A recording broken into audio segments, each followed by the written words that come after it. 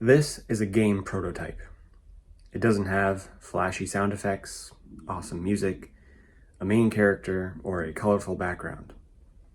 All it really has is one or two game mechanics. And that's all you need to get started on an awesome game development journey. But how do you make a game prototype? And what do you do with it when it's done? I'm going to take you through 3 simple steps that bring you from prototyping to a fully developed game. But why make a prototype for your game in the first place? Why not dive into making a main character, designing levels, writing music, or writing a story? Aren't those the things that make a game worth playing? Imagine your favorite game of all time, but take out the character models, the music, the sound effects, the colors, and just imagine it with a plane and a bunch of blocks. Would anyone have bought that game? Would you have enjoyed it as much as you did? Not likely. But would the game still be fun if it was just a bunch of blocks on a flat plane? Likely, your answer is yes. And that is because the core of the game is good. The game mechanics, the gameplay loop, the sense of progression are what made you fall in love with the game, with the characters, and with the setting. The characters, the setting, and the graphics simply enhance that core experience. So if you are just starting out on a journey of making a new game, and you'd love to dive into making characters, designing levels, writing music or story, hold on to those because they are important. They will make your game better. But first, we have to take care of step 1.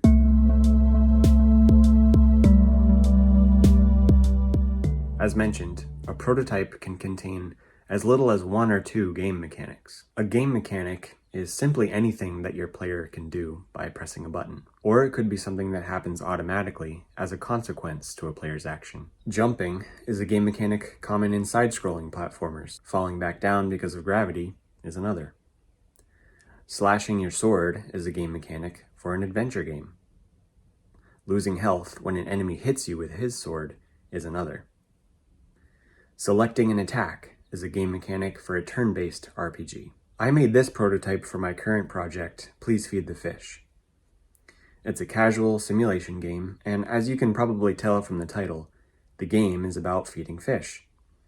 So my prototype has fish that swim around using simple code, and the game mechanic of placing food for them to eat. What you have to determine with your first prototype is the action that your player will be performing the most, your core game mechanic. And that's your starting point. If you're making a platformer, running and jumping would be good places to start. If you're making a first-person shooter, moving around, aiming, and firing are your core mechanics. But how do you actually make the prototype? Ideally, your prototype should be playable, either with a controller or a keyboard. I can only recommend what I've done, and that is to build your prototype inside of your game engine of choice. I built my prototype inside of Unity. I knew that I wanted to use Unity to build the game, but I knew almost nothing about Unity or coding when I started out. So I used Unity to make the prototype.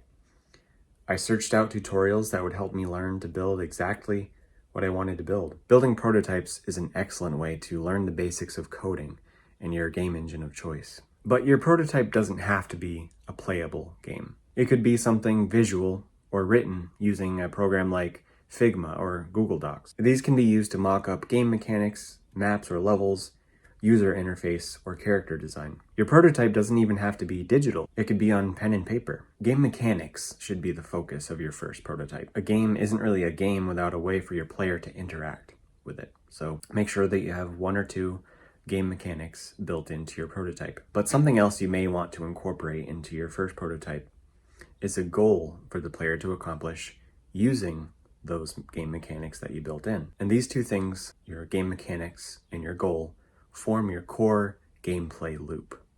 Running and jumping in a platformer are used to navigate a level of obstacles to reach the end. Aiming and shooting a gun is used to cut down waves of enemies to survive in a first-person shooter. The goal of my game is to cause the fish to grow and evolve by feeding them. So for my first prototype, the fish would grow as they ate. Choose 1 or a few game mechanics along with a goal for the player to accomplish, and lay that out either in your game engine of choice, digitally, or on paper. But here's an important thing to keep in mind. However you decide to make your prototype, Make it as quickly as possible. Don't think about anything else besides those game mechanics and the goals that you decided on. Don't worry if your code is barely usable or if there are parts that you're unsure about. Just get it done as quickly as possible because you cannot turn your prototype into a real game until you've run it through step 2.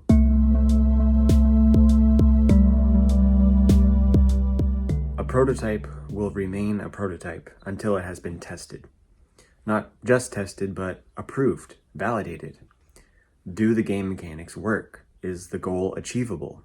And most importantly, is the game fun? And when I say test, I don't simply mean pressing play in Unity and making sure that that jump button works or that you can beat the level. You designed it, so of course you can beat the level. What I mean is put the prototype in front of someone else and let them play it. Maybe they'll find that it's quite hard to time their jump just right to make it over an obstacle. Maybe they won't even be able to figure out which button to press because you decided on some weird button configuration. These are not things you want to find out months into development. That's why you built the prototype quickly and had someone test it. But finding testers can be difficult. Maybe at first you only have your mom, your spouse, or a child to test your game. And that's great at first. But ideally, you want to have someone test your game that is familiar with the genre, someone who will enjoy playing the game when it's done, your target audience. This type of person will be able to tell you if the game feels right for your genre. In general, whoever you get to test your game, you'll want to say as little as possible and simply observe. Because there are two important things that you need to determine. First, how easily understood are your game mechanics and your goals? And more importantly, how fun is the game? The point of testing your core mechanics in gameplay loop are to make sure that they're solid enough to build an entire game around. If your game mechanics don't feel right, if your gameplay loop is boring, or if the players don't feel a sense of progression, you're on the wrong track. But if you can make a bunch of cubes on a blank background fun and engaging, then you know you have something worth moving forward with. But I'll say this again, do not move forward with developing your game until you have prototyped and tested your core game mechanics and gameplay loop. Before we move on to step 3, it is important to note that if you simply cannot find anyone to test your game, you may have to attract attention by whatever means you have available. That could mean creating an intriguing main character or a beautiful first level and posting it to social media. Indies don't have the luxury that AAA studios have of being able to pay a focus group or having a team available to test game mechanics and gameplay loop to make sure the core of our games is solid enough to move forward with. I had this problem for the first few months of development of my game. I only had family members to test my game, so I felt like I had to continue with the development. I switched to putting effort into the graphics and art style of the game, and eventually started this YouTube channel to attract some attention. And now that I have a bit of a following, I may be able to find some testers. My point is, we indies may have to put in a little more work than is normally necessary for a prototype until we can find testers. And that's okay. Some people may disagree, but I give you permission. Because the simple fact of the matter is, any art or design choices you make in your game, whether they're character or level, are prototypes in themselves and need to be tested. If you're a beginner like me at game development and the art style of your choice, whether it's 3D modeling or pixel art or hand-drawn, your art will need to be prototyped alongside your game mechanics in your gameplay loop. Your art style should be validated by your target audience early on, or you may find out much later on that players are turned off by the art style and never get to enjoy the game mechanics and gameplay loop that you designed. So your prototype may have several things to be tested: game mechanics, gameplay loop, and art style. And you'll want to take notes of what your testers say as we move on to step 3.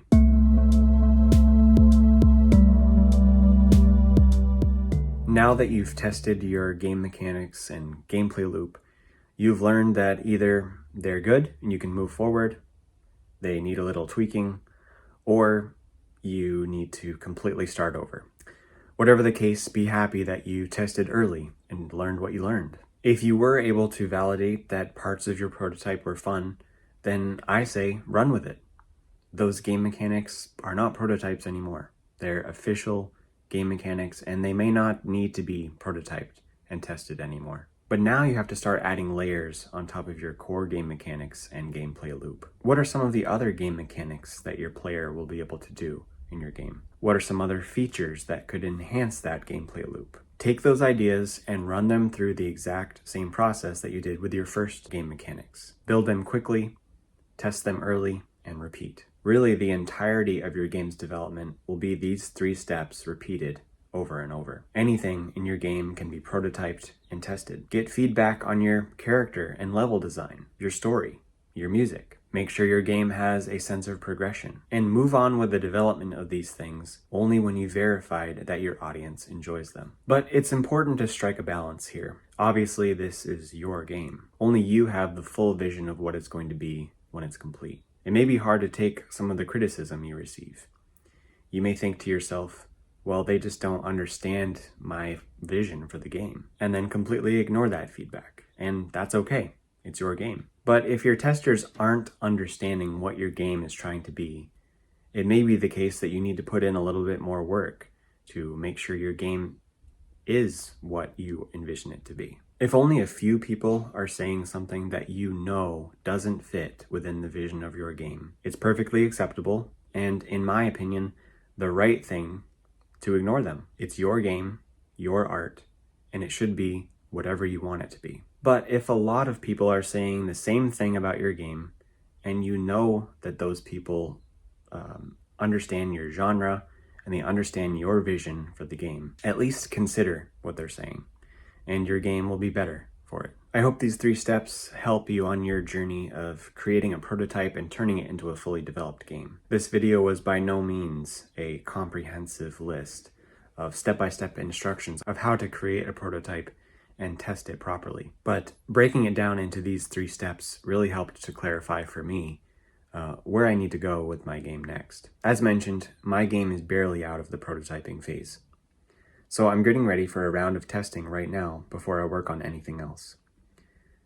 I have some important questions to answer about my core game mechanics and gameplay loop, namely if they are fun and engaging, or if I need to go in a different direction with my game mechanics.